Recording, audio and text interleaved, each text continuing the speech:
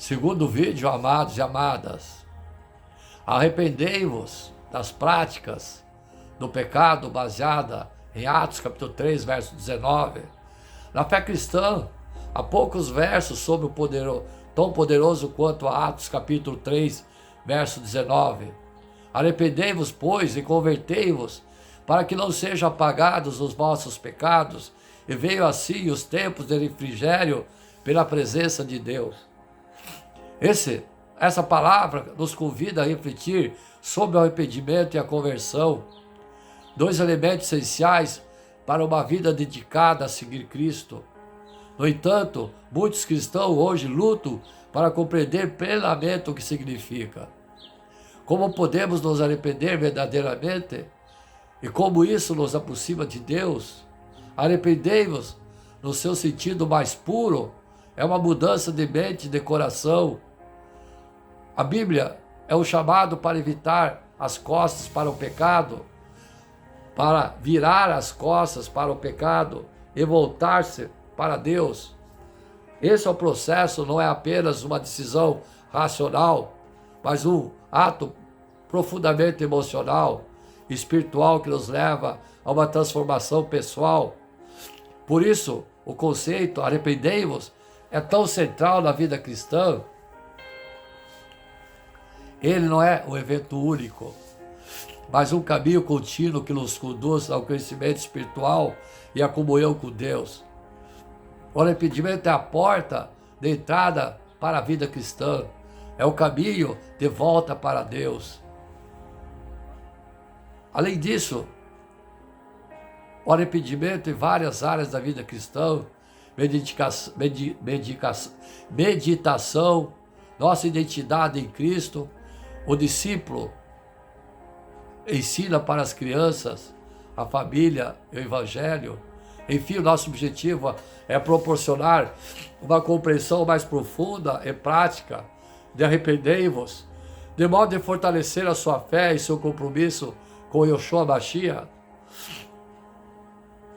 Caso deseje comentar, tire suas dúvidas no momento que você faz o exame de consciência. Esse é a nossa palavra para que você se arrependa no exame de consciência de seus pecados. Atos capítulo 3, verso 19, arrependei-vos, diz: arrependei-vos, pois, e convertei-vos para que sejam apagados os vossos pecados, quando vier o tempo de refrigério por parte do Senhor. Esse versículo é uma passagem importante da história do cristianismo primitivo. Após Pedro ter curado um mendigo coxo no templo em Jerusalém, o que atraiu uma grande multidão, Pedro então aproveitou a oportunidade para pregar para as pessoas presentes, explicando que o poder que havia curado o mendigo não era dele, mas de Yeshua Mashiach, que a multidão havia rejeitado como Messias. Existem países que rejeitam hoje, até hoje, o Messias. Ele pediu que se arrependesse de seus pecados, incluindo o pecado coletivo da crucificação de Jesus. O conceito de arrependimento não se refere simplesmente ao pedido de desculpa e de perdão. Vem da palavra grega, transliterada para metanoia, que significa reconhecer que o próprio caminho estava errado e que o caminho de Deus é o correto. Essa é uma importante palavra na mensagem de Jesus, e para ser salvo é necessário aceitar que os nossos pecados estão errados e que Deus oferece o caminho que você deve seguir. Esse reconhecimento deve ser mais do que o exercício intelectual, deve permitir que a crença nos transforme por fora e por dentro. Não significa que nunca mais pecaremos mais. O nosso objetivo é odiar o pecado tanto quanto Deus o faz. E, se pecou, não tornar novamente aquele pecado. O verdadeiro arrependimento está ligado a uma tristeza divina por termos nos rebelado contra Deus. Segundo Coríntios capítulo 7, verso 9. analisar esse versículo em harmonia com o versículo 3 de Atos, esse versículo é uma das partes cruciais do sermão de Pedro, no qual tenta convencer seus ouvintes a se arrependerem e aceitarem Yeshua Mashiach como Messias. Que o digamos a esse país que não aceita o Messias, diz que voltará ainda, se ele já voltou. O arrependimento é descrito como uma condição para que os pecados sejam apagados e para que venha o tempo de refrigério da parte do Senhor. Pedro, muitas escritas eram feitas em papiro, como o papiro não absorve facilmente a tinta que seca na superfície, um pano úmido que pode apagar a tinta. Essas marcas podem literalmente ser apagadas. Isso ilustra a promessa de Deus de perdoar completamente os pecados daqueles que se arrependem. Comparação de outras passagens bíblicas que corroboram o tema do arrependimento. O tema do arrependimento é repetido em diversas outras passagens bíblicas, reforçando a importância desse conceito no cristianismo. Em 2 Coríntios, capítulo 7, verso 14, Deus diz: se o meu povo que se chama pelo meu nome se humilhar e orar e buscar a minha face e se converter dos seus maus caminhos, então eu virei dos céus e perdoarei os seus pecados e sararei sua terra. Amém? Isso dito para o povo do Brasil que esteja ouvindo essa palavra. Para o povo do Brasil. Em 1 João 1, verso 9, é dito: se conversarmos os nossos pecados, Ele é fiel e justo para nos perdoar dos pecados e nos purificar de toda a justiça. Esse versículo sugere que a confissão e o arrependimento dos pecados são uma parte essencial para alcançar o perdão de Deus. No livro de Provérbios, capítulo 28, verso 13, a Bíblia declara: quem cobre suas transgressões jamais prosperará, mas quem confessa e deixa alcançará a misericórdia. Aqui novamente a confissão e o abandono do pecado, ou seja, o arrependimento, são associados à misericórdia de Deus. A paciência de Deus em relação ao arrependimento é destacada em 2 Pedro, capítulo 3, verso 9, que diz: Senhor não retarda a sua promessa, como alguns a julgam demorada, pelo contrário, Ele é longânime para convosco, não querendo que nenhum pereça, senão para todos que chegam ao arrependimento. Há também várias passagens onde Jesus chama as pessoas ao arrependimento. Mateus capítulo 4, verso 17, que diz: desde então começou Jesus a pregar e a dizer: arrependei-vos, porque é chegado o reino de Deus. Esse versículo, juntamente com os outros, reforça a importância do seu arrependimento e o papel que se desempenha na obedição, do perdão dos pecados e na salvação.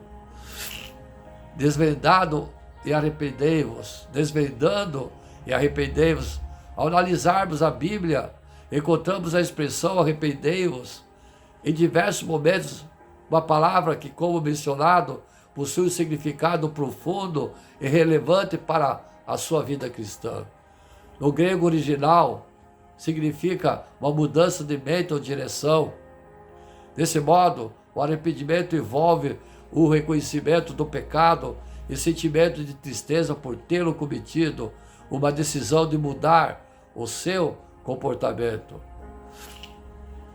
Em muitas ocasiões, a Bíblia, encontramos Deus chamando o seu povo para arrepender-se. Amados e amadas? Então, amados e amadas, temos que nos arrepender. Vamos ver o poder de se arrepender. Deus não levou em conta os pecados, os tempos da ignorância, mas agora Ele ordena a todas as pessoas, em todos os lugares, que se arrependam. Atos capítulo 17, verso 30, que diz: desde quando Adão foi abordado por Deus sobre o que tinha acontecido, ele logo empurrou o problema para a mulher. O ser humano tem costume de fazer isso, e ela para a serpente. Fica notório a grande dificuldade do ser humano se arrepender. O arrependimento é assunto tão importante que ouvemos estampado na boca dos profetas ao longo do tempo da Bíblia. O arrependimento significa mudança de mente, opinião, direção. No grego, traz sentido a mudança de pensamento, vem acompanhado por tristeza, mas nem toda tristeza é arrependimento. Muitos chamam de remorso o sentido de que chega a ter que pesar pelo pecado cometido, mas não provoca repulsa do pecado. O remorso vê a tristeza, a triste consequência do pecado, enquanto o arrependimento separa-se dele. No século IV, com a edição da Bíblia em latim, distorceu-se a compreensão do arrependimento. As Escrituras trazem muitas histórias de gente que não se arrependeu. Por exemplo, Esaú não achou lugar do arrependimento mesmo em meio a lágrimas. Hebreus capítulo 12, verso 17. Judas, tocados pelo remorso, retirou-se e se enforcou. Mateus capítulo 27, verso 3 e 5. Demas novamente amou o presente século. Alexandre naufragaram na fé. Falsos mestres negaram o mestre que os havia resgatado. Segundo Pedro capítulo 2, verso 1. Anticristo saíram do nosso meio, mas não eram os nossos. 1 João 2, verso 19. Também encontramos nas páginas sagradas histórias de gente que se arrependeram de verdade. Há muitos o que se encontrar sobre o arrependimento. O poder do arrependimento, nossos pecados são perdoados. Abre-se a porta para recebermos a fé. Somos salvos e livres da morte eterna.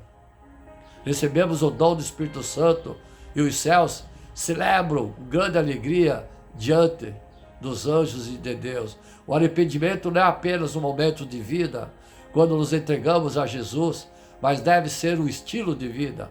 Como é bom saber que a bondade de Deus nos leva ao arrependimento e que o coração arrependido, quebrantado, contrito, o Senhor jamais irá desprezar. E ai de vocês que precisam, ou melhor, e aí do que você, não, é ai que vocês precisam se arrepender hoje dos seus pecados. Como arrepender-se? O que diz a Bíblia? O arrependimento é um tópico importante. Arrependei-vos, pois o reino dos céus chegou. Jesus iniciou seu ministério público. Ele também chamou ao arrependimento. Daí em diante, o arrependimento, Mateus capítulo 4, verso 7, que diz: daí em diante começou a pregar e dizer: arrependam-se, porque está próximo o reino dos céus. Jesus diz o seguinte sobre o arrependimento: digo-vos que no céu haverá muita alegria por um pecador que se arrepende, do que por 99 justos que não precisam do arrependimento. Lucas capítulo 15, verso 7. Digo a vocês, assim haverá alegria nos céus. Em Marcos capítulo 12, verso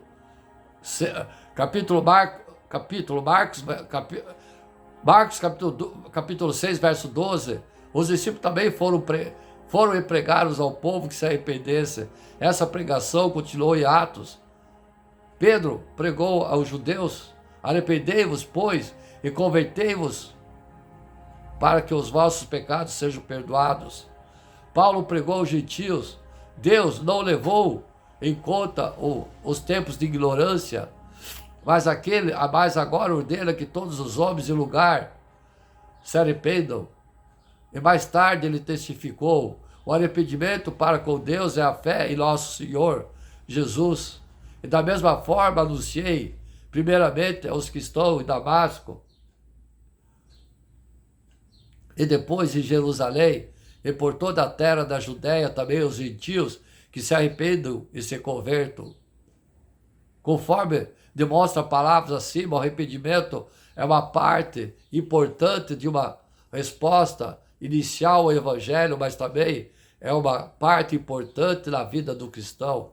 Ao escrever a carta aos Coríntios, Paulo diz: agora me alegro, não porque fossem entristecidos, mas porque fosses entristecido visando arrependimento, pois fosses entristecidos segundo a vontade de Deus, para que não sofreis danos algum da nossa causa.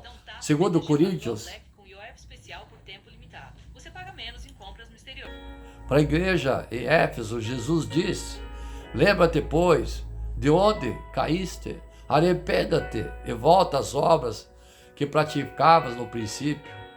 Se não te arrependeres, logo virei contra ti e tirarei o teu candelabro do seu lugar. Apocalipse capítulo 2, verso 5, que diz: lembra-se, pois, de onde você caiu, arrependa-te, volta às práticas das primeiras obras. Se você não se arrepender, virei até você e tirarei o seu candelabro. Embora o arrependimento seja extremamente importante, não há nenhuma passagem na Bíblia que explique o que significa o arrependimento e como fazê-lo. Isso provavelmente se deve ao fato de o arrependimento não ser uma palavra inerente e teológica. Isso provavelmente se deve ao fato do arrependimento não ser uma palavra ineramente teológica. Quando as pessoas ouvem a ordem para se arrepender, elas sabiam o que significava, porque era uma palavra normal e o significado normal. Essencialmente, arrepender significa mudar de ideia. É claro que quando uma pessoa muda de opinião sobre algo, o resultado é uma mudança de comportamento também.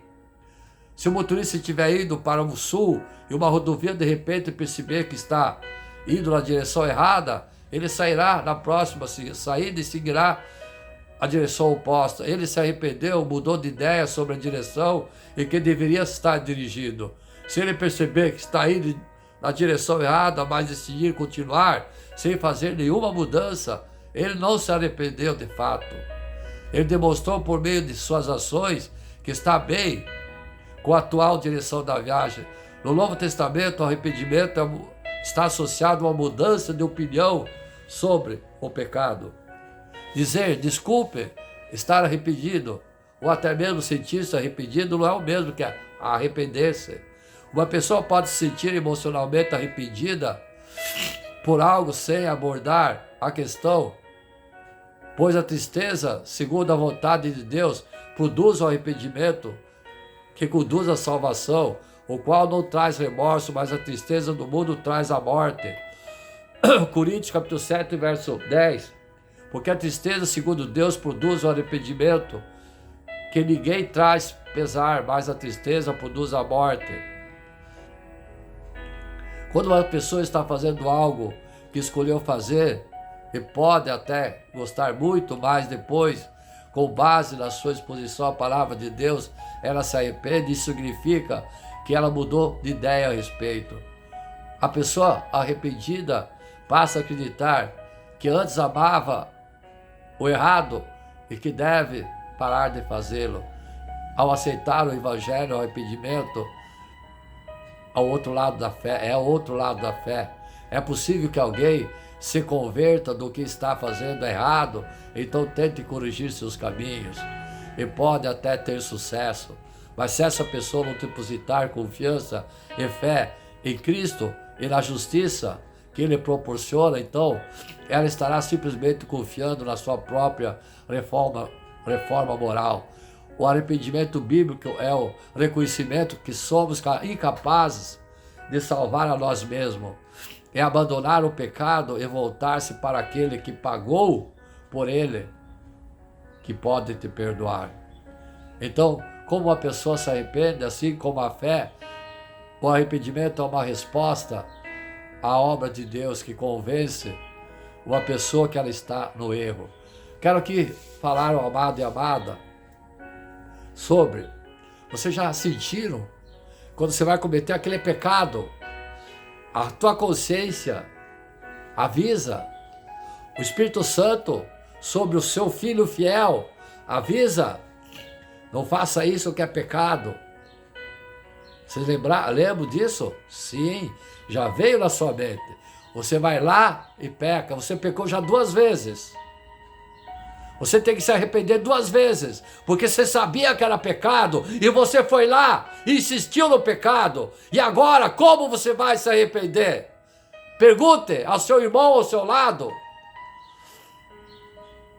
Assim como o inimigo usa os seus artifícios também, quando o bandido, o ladrão, o ímpio, o pecador, o publicano vai cometer um estupro em uma pessoa, ele diz, olha, ele começa na mente da pessoa, olha, que mulher bonita, vai lá, ninguém está vendo, olha para o lado, estrupa ela, é bom, vai. Aí o ímpio, o bandido, o pecador, vai lá, estrupa. Aí ao mesmo tempo, o diabo mata ela, buzinando no ouvido, ele mata. Aí ele diz, o diabo diz, mata ela que eu te livro, não vai acontecer nada, não, mata ela, para ela não deletar você, para ela não te entregar para a polícia, mata ela. Ele é preso logo em seguida. Aí ele chama, e daí o cara, o diabinho, não vai me salvar? Ele vai dizer, vá às favas. O diabo é o pai da mentira. O diabo veio para destruir, matar. Pense bem, amados e amadas. Então, é assim a vida de quem peca, amados e amadas.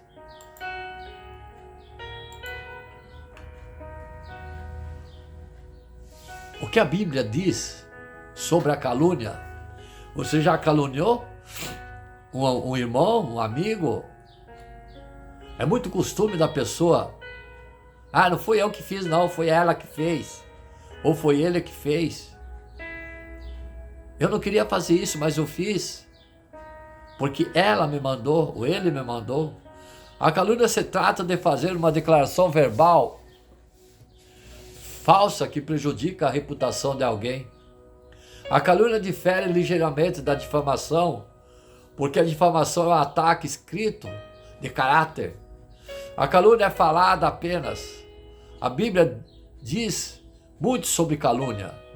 No Antigo Testamento, como no Novo, Provérbios capítulo 10, verso 18, que diz, o que encobre o ódio tem o lábio mentiroso e o que difama é burro, é tolo. Aos olhos de Deus a calúnia é tão alta na lista dos pecados que ele a inclui nos 10 mandamentos. O 9º mandamento, não dirás falso testemunho com o teu próximo. Isso é no Antigo Testamento dos judeus, porque hoje ele está no 2º mandamento, amar o próximo como a ti mesmo.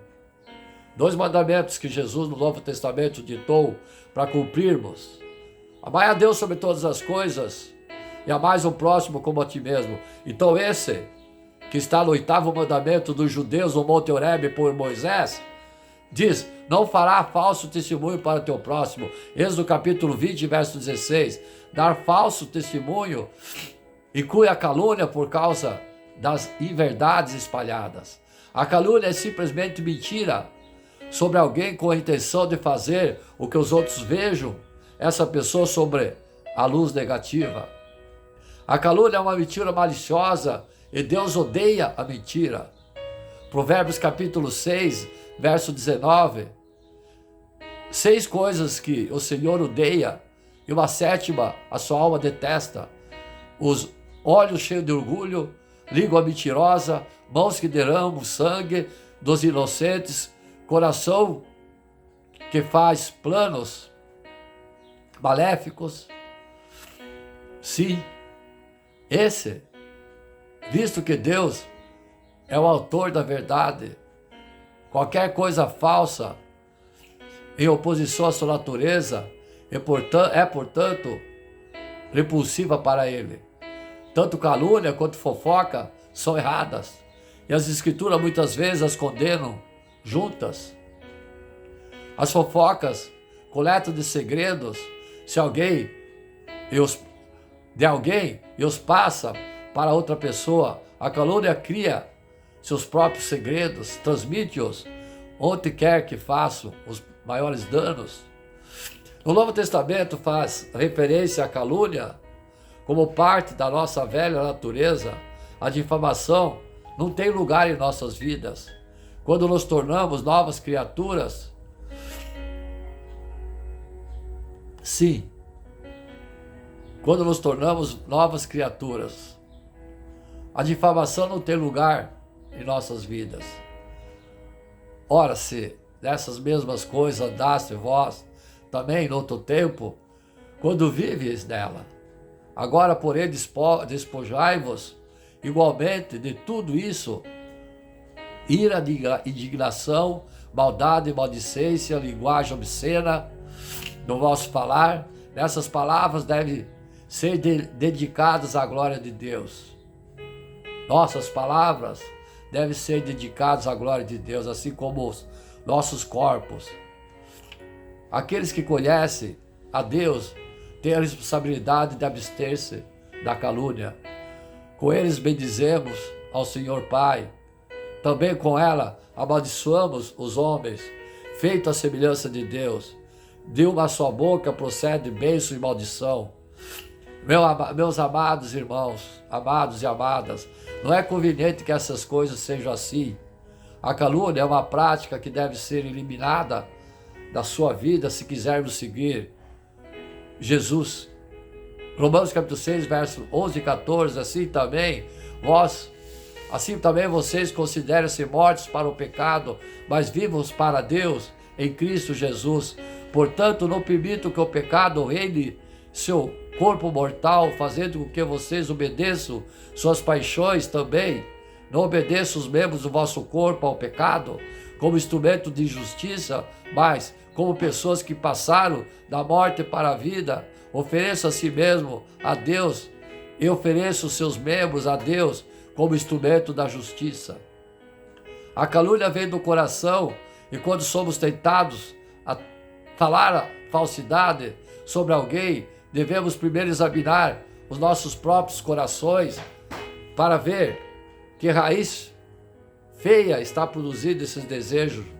Jesus disse: mas o que sai da boca vem do coração, e é isso que contamina o homem, porque do coração procede maus desígnios, homicídio, adultério, prostituição, furto, falsos testemunhos, blasfêmias. Mateus capítulo 15, verso 18 e 19. Deus quer que vejamos que a calúnia, alguém é um indicador do que nossos corações não estão bem com Ele. O desejo de difamar pode brotar de uma raiz amarga, da mágoa não resolvida, da falta de perdão, a inveja e outros pecados do coração. A solução de Deus para a calúnia é amar uns aos outros, o segundo mandamento de Yeshua Mashiach: amai o próximo como a ti mesmo. Não caluniamos as pessoas a quem amamos. O amor quer o melhor para os outros e significa cuidar da reputação como das nossas próprias. O amor não pratica o mal contra o próximo, de que a sorte que o cumprimento da lei é amor. Quando nos concentramos em obedecer ao Senhor, escolhemos amar como Ele nos ama, a calúnia não nos tentará. Não fale mal um dos outros. Irmãos, não fale mal dos outros. Quem fala contra o seu irmão ou julga o seu irmão, fala contra a lei e a julga. Quando você julga a lei, não está cumprindo, mas está se colocando como Jesus, como juiz. Tiago capítulo 4, verso 11. A maledicência continua sendo o grande mal que precisa ser constantemente combatido em nossas vidas. Em sua carta, Tiago reconhece o grande desafio que temos em controlar nossas palavras e diz que a pessoa que consegue dominar a própria língua está no caminho da maturidade, da perfeição. Tiago capítulo 3, verso 2. Parece que a nossa língua coça para falar, para criticar, para maldizer, para murmurar, mas como em qualquer outra área da nossa vida é possível treinar para domar a nossa língua e melhorar aquilo que falamos acerca de outras pessoas. Palavra tem poder, como eu disse lá em cima. Maledicência é o ato de falar mal dos outros, caluniar, difamar, murmurar, criticar, insultar, mentir, geralmente feitos pelas costas, sem fundamento. Atribuindo culpa aos outros, nem sequer dar o benefício da dúvida. Esse assunto é tão importante que Deus reservou um dos 10 mandamentos só para tratar dessa questão. Não darás falso testemunho ao teu próximo. Êxodo capítulo 20, verso 16. Que está embutido no segundo mandamento de Yoshua Mashiach, no Novo Testamento, amai o próximo como a ti mesmo. A Bíblia ensina que todo mal começa em nossos corações, e o nosso grande desafio nessa área é de treinar a nossa língua para que não saia a nossa boca palavras mentirosas e caluniosas contra os outros. São várias passagens da Bíblia que falam sobre os malefícios da fofoca. Provérbios capítulo 18, verso 8, a calúnia, Salmo 101, verso 5, e de todas as outras maneiras de usar a língua inapropriada. Assim como o nosso esforço deve ser constantemente vigiar o que tem saído da nossa boca, são realmente palavras que abençoam, encorajam, edificam os outros, principalmente os filhos. Atenção, mamães.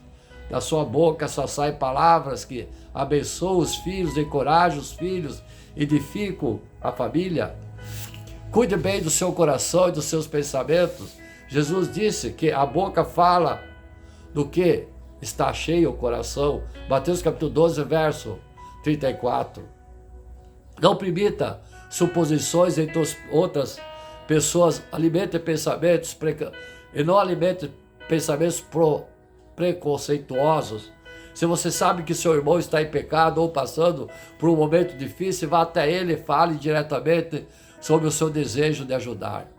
Amados e amadas, deixa eu comentar aqui sobre essa pregação. Somos cheios de pecados. Repito, amados e amadas, sobre o que eu estou pregando hoje, a mensagem do Senhor, como somos cheios de pecados. Pecamos a todo momento. Preste atenção. Não empreste seus ouvidos ao fofoqueiro. A maledicência só vai para frente se a gente permitir. Corte o mal pela raiz.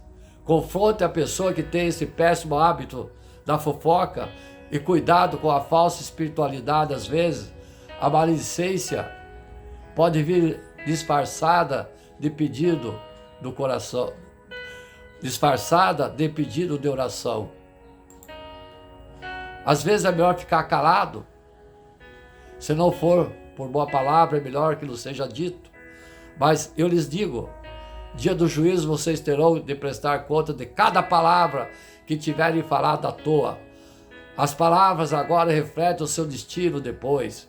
Por elas vocês serão justificados ou condenados. Mateus capítulo 12, versos 36 e 37. Atenção! Atenção, amados e amadas. Atenção, vou repetir. Atenção, amados e amadas, para a sua vida. Atenção, servos do Senhor. Atenção, Igreja Novo Reino de Deus. Atenção, filhos. Às vezes é melhor ficar calado. Se não for por boa palavra, é melhor que não seja dito. Mas, e nem pensado, nem dito e nem pensado. Mas eu lhes digo, o dia do juízo, vocês terão que prestar conta de cada palavra que tiverem falado à toa e pensado. As suas palavras agora refletem o seu destino depois. Por elas vocês serão justificados ou condenados. Amém, amém, amém. Abençoe os outros com as palavras boas. Não digo palavras que fazem mal aos outros, mas use apenas palavras boas que ajudam os outros a crescer na fé e a conseguir o que necessitam para que as coisas que vocês dizem façam bem aos que ouvem. Efésios capítulo 4, verso 29. seja um semeador de paz e encorajamento, que a sua boca seja uma fonte de palavras de bênçãos e suas palavras sejam transmitidas de verdade e alegria, como esse servo está transmitindo a vocês a palavra do Senhor, o Espírito Santo que me escolheu para dar a vocês, para explicar a vocês, para falar a vocês a palavra dessa pregação, que vocês sintam que é muito importante o que o Espírito Santo está enviando esse servo a falar a vocês. Amém? Não calunie, pois isso leva à destruição, como eu já disse. Mas vamos repetir. Tiago capítulo 4, verso 1 e 12. Irmãos, não fale mal dos outros. Quem fala mal do irmão, ou julga o seu irmão, fala mal da lei e julga a lei. Mas se você julga a lei, não é praticante da lei, mas juiz. Há apenas um legislador e juiz, aquele que pode salvar e destruir. Mas quem é você para julgar o próximo? Não creio que algum dia vamos esquecer de ouvir uma mensagem de voz deixada por Deus a nós. Chocante a gente ver pessoas que prejudicam o outro através de palavras, mentira. Em termos mais simples, Tiago, capítulo 4, verso 11 e 12, ordenou aos seus que parassem de falar mal dos outros. Explicando um pouco mais, Tiago o fez da forma de um argumento de 3 partes. Ele reafirmou sua responsabilidade maior de serem praticantes da palavra de Deus, não meramente ouvintes dela. Sob essa responsabilidade, ele deu a responsabilidade específica de serem praticantes da palavra, não falando mal dos outros. Ele apresentou razões específicas pelas quais Deus proíbe esse tipo de discurso. Reafirmamos nessa palavra cada ponto do argumento de Tiago e destrincharemos a vocês, amados e amadas. O objetivo é nos afastar do mal e nos aproximar do bem. Vamos orar para que Deus se agrade em abrir nossos olhos para a verdade da sua palavra e inclinar nossos corações à obediência dela. Sejam praticantes da palavra de Deus, não apenas ouvintes. Vou repetir, amados e amadas. Sejam praticantes da palavra de Deus e não apenas de ouvintes. Muito importante isso. Amado e amada, você alguma vez falou para o teu vizinho que é secular? Você tem vergonha de falar ao teu vizinho a palavra, a Bíblia? Hã? Então, você está pecando. Tiago, capítulo 4, verso 11, falou sobre ser um praticante da lei. Essa é uma extensão da sua principal e anterior incumbência nessa carta. Em capítulo 1, verso 22, Tiago ordenou aos seus leitores: sede praticantes da palavra. Graça, e isso é crucial, é bom nos lembrarmos aquilo, do motivo pelo qual Tiago pôde dizer tal coisa com tanta confiança, como ele poderia afirmar categoricamente que aqueles que ouvem a palavra de Deus, mas não praticam, não podem ser salvos. A resposta mais simples é a graça de Deus, que leva ao perdão dos pecados também, sempre leva ao arrependimento dos pecados. Graça que justifica também, necessariamente santifica. Por fim, a maior parte da carta de Tiago descreve o tipo específico que aprova a salvação que Tiago tem em mente. A incumbência específica é apenas uma descrição do tipo de obras possibilitadas pela graça de Deus que deve e fluirão daqueles que confiam em Jesus. Em certo sentido, tudo isso é uma revisão do que já falamos, já vimos em Tiago. Em outro sentido, tudo isso também está inserido que ele é cumpridor da lei. Com tudo isso em mente, então vamos olhar mais perto para o Novo Testamento, que é a nova expressão da fé salvadora, que é a fé, que é a nossa fé salvadora, que é a nova incumbência que os leitores de Tiago devem ouvir e cumprir. Faça a boa obra de não falar mal. A principal é não falar mal. De forma simples, Tiago ordenou: irmãos, não falem mal dos outros. Com todos os exemplos que ele tem dado, Tiago não estava simplesmente enchendo a mente de seus leitores com coisas boas para fazer e coisas ruins para evitar caso de situações se apresentassem. Em vez disso, o mandamento de Tiago estava enraizado em questões com as quais seus leitores estavam realmente lidando. Nisso, portanto, Tiago estava, em última análise, traçando o limite para seus fiéis. Como acabamos de ver, a compreensão de Tiago sobre a natureza da salvação, ou eles continuariam na desobediência à vontade de Deus e se mostrariam impositores da fé, ou se arrependeriam e demonstrariam a autenticidade da sua fé. Novamente, de qualquer forma, essa não era uma situação hipotética ou um mandamento potencial. Além disso, esse mandamento também era uma aplicação mais específica das ordens de Tiago para os seus discípulos que fossem tardios em falar. Refreasse a língua e controlasse a fala em geral. Esse mandamento adicional, referente à necessidade de falar de maneira piedosa, era: não fale mal dos outros. Mas é exatamente Tiago quis dizer isso. O que exatamente quis dizer com isso? O que significa não falar mal dos outros? Simplesmente era uma acusação contra a calúnia. Calúnia carrega o significado básico de discurso negativo com a intenção de prejudicar alguém. Geralmente envolve mentira e sempre envolve malícia. Refere-se a discurso irrefletido, descuidado, crítico, depreciativo, falso, dirigido aos outros.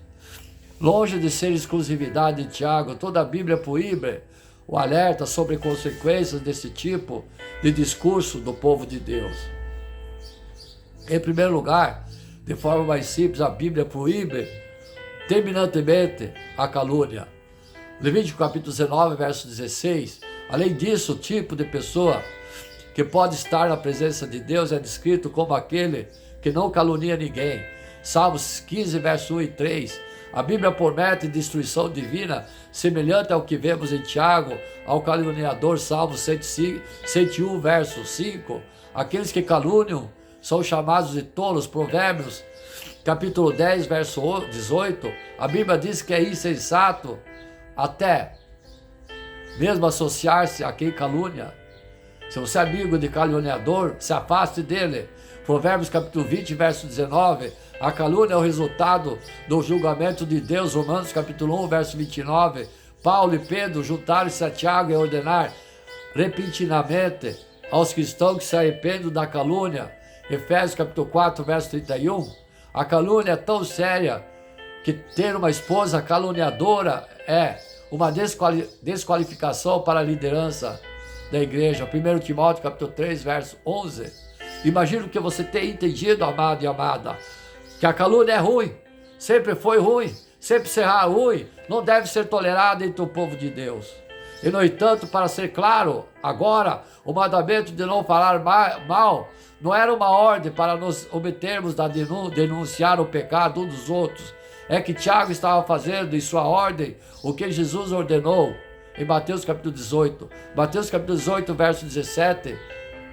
15, 17, seu irmão pecar contra você, vá e repreendam entre vocês dois a sós. Se ele ouvir, você ganhou o irmão. Mas se ele não ouvir, leve consigo uma ou duas pessoas para que toda acusação seja confirmada pelo depoimento de 2 ou 3 testemunhas.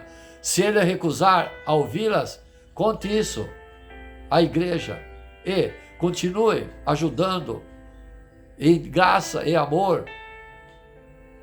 Os cristãos não devem falar mal dos outros, devem se ajudar mutuamente, assim como devemos falar contra a palavra uns dos outros. Os irmãos não devem falar sobre cristãos de maneira que sejam más, mas ao mesmo tempo devemos falar sempre que encontramos o mal dentro da igreja, sem acusar ou criticar o irmão. Amém, amém. Seguindo o terceiro e último vídeo dessa pregação. Glória a Deus.